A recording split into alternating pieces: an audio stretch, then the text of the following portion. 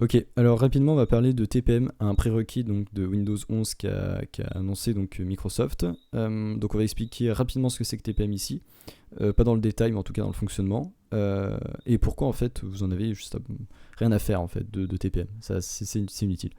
Donc vous avez 5 itérations de TPM 2.0. Donc firmware TPM, donc c'est par le processeur. Vous avez une puce directement gravée sur votre carte mère, soudée à votre carte mère. Vous avez également donc de manière émulée sur un système d'exploitation.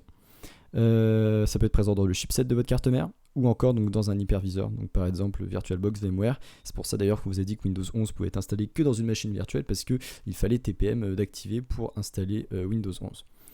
Ensuite, donc Microsoft a donné deux listes, donc là pour les processeurs Intel et là pour les processeurs AMD, de compatibilité.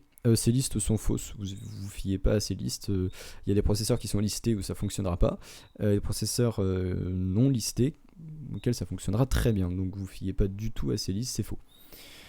Ensuite, si vous voulez donc utiliser Windows 11, l'ISO qui a fuité est officiel, il n'y a pas de merde dedans, donc vous pouvez donc l'installer.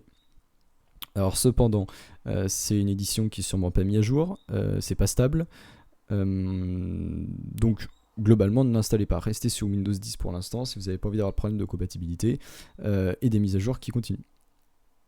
Surtout que vous n'avez pas spécialement plus de performance. Donc ici vous avez donc ce qu'on appelle donc des checksums, donc une suite de caractères comme vous voyez, qui vous permettent de vérifier l'intégralité d'un fichier. Donc je vous laisse le soin d'aller sur Google pour trouver comment on fait pour obtenir le checksum, donc la signature, l'intégrité d'un fichier. Et ici donc vous avez donc un site qui est plutôt bien fait, donc ici avec un GitHub, hop, voilà, c'est plutôt bien maintenu, c'est propre. Et vous pouvez donc télécharger l'ISO qui a fuité de Windows 11 de manière sécurisée, et vous êtes sûr que c'est la bonne ISO et qu'elle n'a pas été modifiée. Donc je vous conseille de télécharger sur le serveur 134.255, il est basé en Allemagne et du coup il est très rapide quand on est en France. Donc utilisez-le si vous voulez tester Windows 11, mais ne l'installez pas sur votre PC. Ensuite, Microsoft a sorti un outil qui permet de vérifier la compatibilité avec Windows 11. C'est un outil qui ne marche pas, comme vous voyez ici, processeur qui n'est pas référencé, et donc machine qui ne supporte pas TPM. Et du coup le logiciel le dit comme incompatible, alors qu'il est en train de tourner sous Windows 11. C'est quand même assez marrant.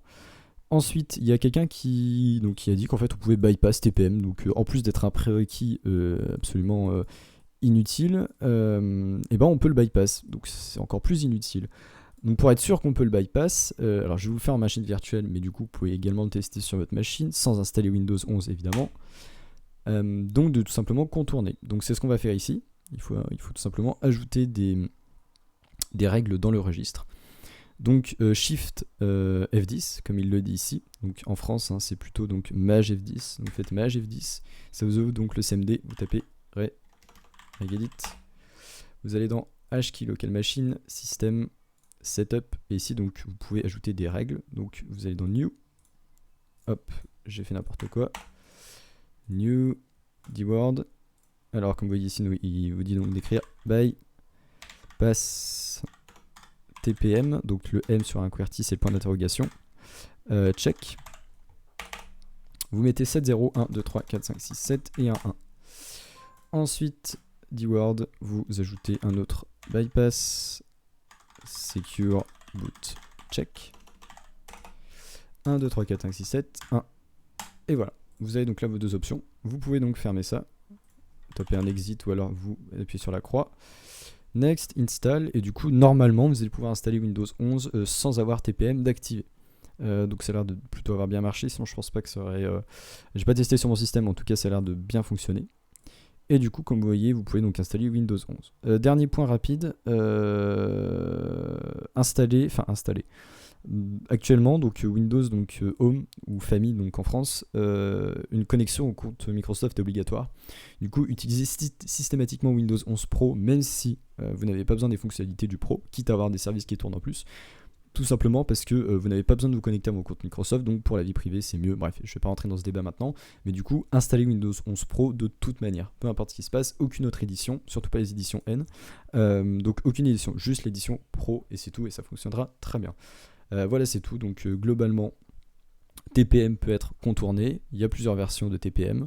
votre carte mère d'ailleurs, il y aura peut-être une mise à jour du BIOS qui propose TPM, mais dans tous les cas ne l'activez pas car ça peut être sauté ultra facilement. Et donc aussi également les listes de processeurs qui ont été fixées par Microsoft sont pas du tout valables parce que ça marche très bien sur des processeurs qui sont pas indiqués comme compatibles. Donc voilà, vous faites pas de soucis, oubliez TPM, c'est de l'histoire ancienne et attendez donc la sortie officielle de Windows 11.